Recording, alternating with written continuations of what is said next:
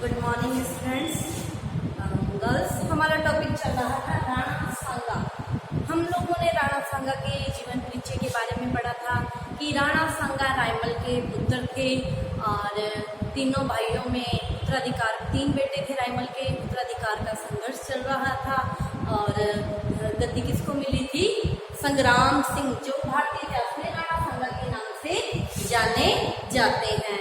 तो हम लोगों ने ये पढ़ लिया था कि 24 मई 1509 को ये गद्दी पर बैठे और इन्होंने मेवाड़ राज्य के उत्थान के लिए जो आसपास के क्षेत्र थे काफ़ी क्षेत्रों के साथ क्या किया था? वैवाहिक संबंध स्थापित किए थे। कल मैंने आप लोगों को बताया था। और इसके बाद इन्होंने मेवाड़ राज्य के उत्थान के लिए, मेवाड़ राज्य की सुरक्षा के लिए, मेवाड़ के साम्राज्य विस्तार के लिए और शत्रुओं से मेवाड़ राज्य की रक्षा के लिए कई युद्ध भी लड़े थे। हम लोगों ने मालवा के साथ संघर्ष पढ़ा था।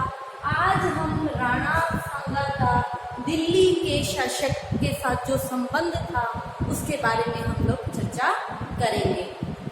तो देखो, जब राणा सांगा मेवाड़ की गद्दी पर बैठे थे उस समय दिल्ली की गद्दी पर लोधी वंश का शासक सिकंदर लोधी शासन कर रहा था।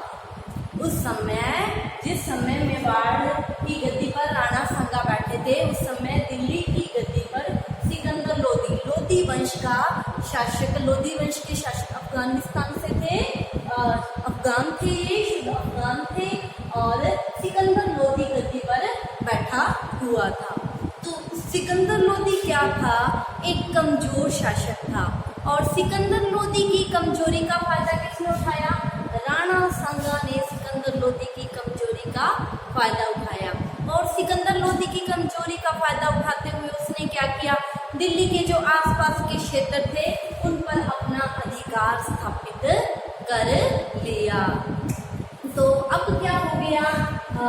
1517 में क्या हो गया? सिकंदर लोधी की मृत्यु हो गई। 1517 में सिकंदर लोधी की मृत्यु हो गई। सिकंदर लोधी की मृत्यु के पश्चात नवंबर 1517 में सिकंदर लोधी का बेटा इब्राहिम लोधी गद्दी पर बैठा। 1517 में सिकंदर लोधी की मृत्यु हो गई और सिकंदर लोधी की मृत्यु के पश्चात उसका बेटा इब्राहिम लोधी गद्दी पर बैठा। अब इब्राहिम लोधी, मेवाड़ के राणा सांगा ने सिकंदर लोधी की कमजोरी का फायदा उठाते हुए जो प्रदेश जीत लिए थे, इब्राहिम लोधी उन प्रदेशों को वापस से प्राप्त करना चाहता था। तो उन प्रदेशों को वापस से प्राप्त करना चाहता था। अतः मेवाड़ के राणा सांगा और इब्राहिम लोधी के बीच में युद्ध क्या हो गया? अवश्यंभावी हो गया और इब्राहिम लोधी व राणा सांगा के मध्य 2 युद्ध लड़े गए, खातौली का युद्ध और बाड़ी का युद्ध। तो चलो अब हम इन युद्धों के बारे में देखते हैं। तो सबसे पहले हम चर्चा करेंगे खातौली का युद्ध। खातौली, जिसमें वर्तमान में जो कोटा है, कोटा का जो क्षेत्र है, ये खातौली के अंतर्गत आता था, जिसको हम वर्तमान में कोटा कहते हैं। देखो, खातौली का युद्ध 1517 में इब्राहिम लोधी व राणा सांगा के मध्य लड़ा गया और इस युद्ध में क्या हुआ? राणा सांगा ने दिल्ली के शासक इब्राहिम लोधी को पराजित कर दिया। तो खातौली के युद्ध में किसकी विजय हुई? राणा सांगा विजयी रहे और इब्राहिम लोधी इस युद्ध में क्या हो गए? पराजित हो गए। विजय किसकी हुई? राणा सांगा की और इब्राहिम लोधी क्या हो गए? इस युद्ध में पराजित हो गए। खातौली का युद्ध 1517 में लड़ा गया। अब बात आती है बाड़ी का युद्ध। अब देखो, इब्राहिम लोधी को अपनी हार से बड़ा धक्का लगा और वो अपनी इस हार का भी बदला लेना चाहता था और राणा सांगा द्वारा दिल्ली के जो प्रदेश जीत लिए गए थे उनको भी फिर से प्राप्त करना चाहता था।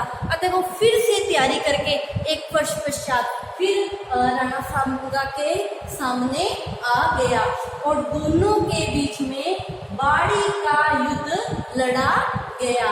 बाड़ी धौलपुर, इसको हम वर्तमान में क्या कहते हैं? धौलपुर। धौलपुर का जो क्षेत्र है बाड़ी, यहाँ बाड़ी का युद्ध लड़ा गया। जो कब लड़ा गया? 1518 में राणा सांगा जो मेवाड़ के शासक थे और दिल्ली के शासक इब्राहिम लोदी के मध्य बाड़ी का युद्ध 1518 में लड़ा गया। बाड़ी धौलपुर, जिसको हम वर्तमान में क्या कहते हैं? धौलपुर, ठीक है। और इस युद्ध में क्या हुआ? इस युद्ध में भी राणा सांगा क्या रहे? विजित हुए और इब्राहिम लोदी इस युद्ध में पराजित हो गया। अतः ये दोनों दो युद्ध लड़े, इब्राहिम लोदी और राणा सांगा ने। खातौली का युद्ध 1517 में, बाड़ी का युद्ध 1518 में। और इन दोनों युद्धों में कौन विजयी रहा? मेवाड़ के राणा सांगा विजयी रहे और इब्राहिम लोदी क्या हो गए थे? इस युद्ध में पराजित हो गए थे। तो ये हम लोगों ने राणा सांगा और दिल्ली के शासक इब्राहिम लोदी के संबंधों के बारे में पढ़ा। तो इसके बाद क्या हुआ था? भारतीय इतिहास में एक नया मोड़ आ गया था। भारत में मुगल वंश की स्थापना हो गई थी। तो देखो बाबर क्या कहते हैं कि जो एक मुगल शासक माने जाते हैं, मंगोल नेता चंगेज खां और तैमूर के वंशज माने जाते हैं। और इन्होंने क्या किया था? 21 अप्रैल 1526 को इब्राहिम लोदी को पराजित करके दिल्ली की गद्दी पर अपना अधिकार कर लिया था। 21 अप्रैल 1526 को क्या हुआ था? बाबर जिसने भारत में मुगल वंश का शासक था, जिसने भारत में मुगल वंश की नींव डाली थी। काबुल में इसका जन्म हुआ था और 21 अप्रैल 1526 में मुगल वंश के शासक बाबर ने इब्राहिम लोदी को पानीपत के प्रथम युद्ध में हराकर दिल्ली की गद्दी पर अपना अधिकार कर लिया था। अब दिल्ली का जो नया शासक था वो कौन था? 1526 से बाबर, जो क्या थे? मुगल वंश के संस्थापक भी माने जाते हैं। अब देखो, जो बाबर थे इनका एक उद्देश्य था भारत में अपने साम्राज्य का विस्तार करना, संपूर्ण भारत पर अपना अधिकार करना।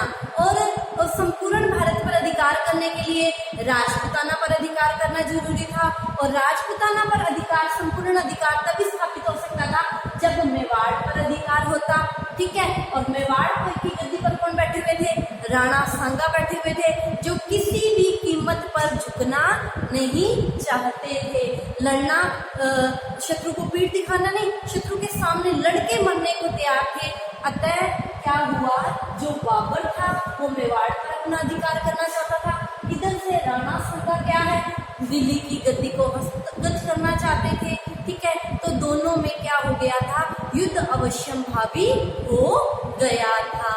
तो कल हम बाबर और अपने राणा सांगा के मध्य जो युद्ध हुआ, जो संघर्ष हुआ, क्या कारण थे, उसके बारे में कल के टॉपिक में हम लोग चर्चा करेंगे।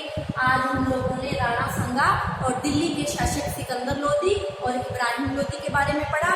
कल हम दिल्ली के नए शासक मुगल वंश के संस्थापक बाबर और मेवाड़ के राणा सांगा के संबंधों की चर्चा करेंगे। तो आज की क्लास के लिए इतना ही। Thank you class. आप इसका स्क्रीनशॉट ले लीजिए।